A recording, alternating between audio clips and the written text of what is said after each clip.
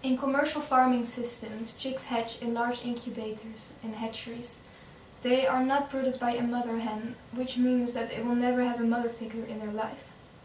Well, the presence of a mother hen is actually really important for the welfare of the chicks.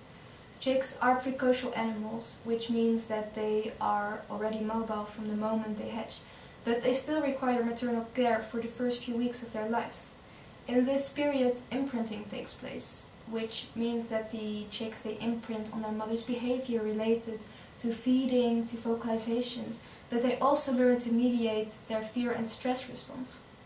Early negative life experiences caused by, for example, vaccination, transportation, or manual sex sorting, they can have long-term impact on the development of the laying hen chicks, and they can thus cause unwanted behavior in the laying hens at a later age, such as feather pecking or cannibalism. Therefore, it is very important that these welfare problems are already detected early on in the chick's developmental life. To develop a welfare platform with the help of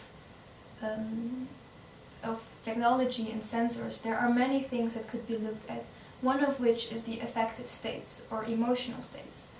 Emotions can be identified in humans with verbal reports, autonomic response, or the facial expressions.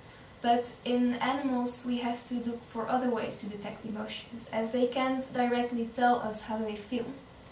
In animals we can look at behavioral measurements or physiological measurements, and what I especially wanted to look at are the eyes. The eyes, they shout what the lips fear to say, at least in humans. Can the eyes also be the window to emotions in chicks? That is what I wanted to investigate with my thesis.